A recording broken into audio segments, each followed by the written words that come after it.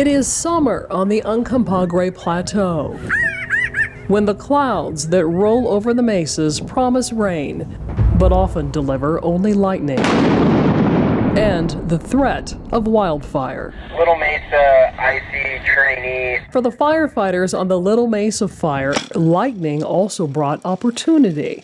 The chance to use a confine and contain strategy to give the fire just enough room to finish what started naturally, clearing the landscape of heavy dead and down vegetation, pushing back encroaching pinyon and juniper, allowing the sage and native grasses to thrive, creating a healthier environment for the wildlife that depend on what the mesa provides.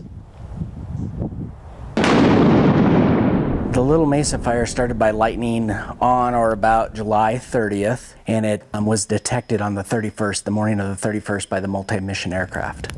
A tree struck by lightning smolders and then bursts into flame, the fire spreading across Dry Mesa in Dominguez Escalante National Conservation Area. After the fire was detected, one engine responded to it. It was in pretty inaccessible terrain, and also a good spot to evaluate as a candidate for a resource benefit type fire, a confined contained type fire. High up on the mesa, the challenges were getting firefighters to the fire line and implementing a strategy to protect the values at risk. When we look at values at risk, we're looking at a lot of different things. Access into the fire, private property, infrastructure, cultural sites. The area that this fire was, there was very little of those things identified. Firefighters defended a critical watering area known as a guzzler for wildlife and livestock and protected historic cattle holding pens by clearing away and breaking up vegetation, using drones for precise targeting and prescribed burn operations, the drones dropping small spheres known as dragon eggs that ignite on impact, while crews strategically place fire directly on the ground, creating areas that burn with differing intensity. The term we like to use is mosaic. Think of that you're painting the landscape in a different fire severity throughout the fire area. So it's not going to look like one whole piece of just burnt black on the hill. There's going to be a lot of different variation in that, and from the air you can really see that picture a lot better, especially with the flatter terrain out here. On any fire, management strategy has to weigh risks and benefits. And for the Little Mesa fire, the question was whether the strategy should be suppression or confine and contain, allowing fire to consume vegetation within the established containment perimeter.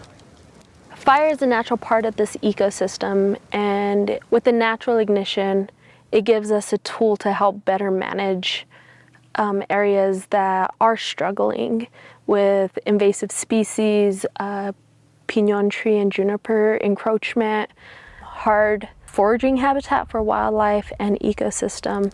The fire will get in underneath the trees and help open up the canopy to allow for shaded soil that helps our native grass species and forbs grow.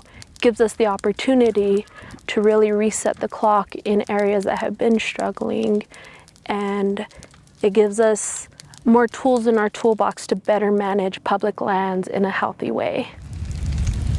The key to the confine and contain strategy was deliberate removal of potentially hazardous vegetation, using a masticator to take away overgrowth along roadways, putting fire on the ground to secure the perimeter, having solid natural barriers to make sure the fire stayed on top of the mesa.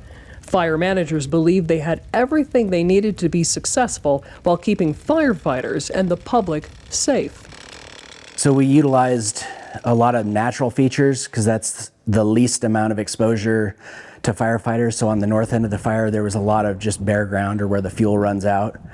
And then on the south end of the fire, there's more forest roads, existing roads, and we utilize those based on the sparseness of fuel, so the minimal amount of work we would need to do to keep the fire in that spot.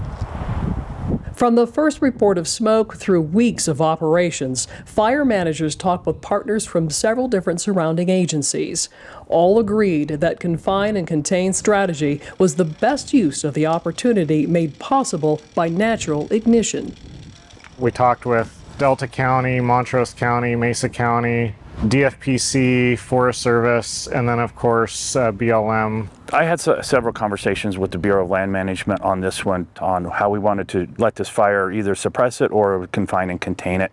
We all made the decision that where this fire was started, there was no threat to structures or private land or anything to that nature. So it was a great opportunity to let fire take its course and run for the ecosystem, which is, fire is really good for mitigation. The county commissioners fully support letting fires run their course in the confined and contained nature like this one was able to do. The commissioners feel that it's good for forest health. I'm thankful for the support that we got from all 3 counties that this fire impacted. Having those relationships established with the counties, the sheriffs, the emergency managers was really a critical process in deciding that we wanted to do this burn. Coming together to take advantage of an opportunity and working together for the best possible outcome. The Little Mesa fire is a good example of being able to utilize a fire in this strategy, the confine contain type strategy, and reduce exposure to firefighters and have a big benefit to the land. We were able to burn it in the right conditions, at the right place, at the right time, with the right resources.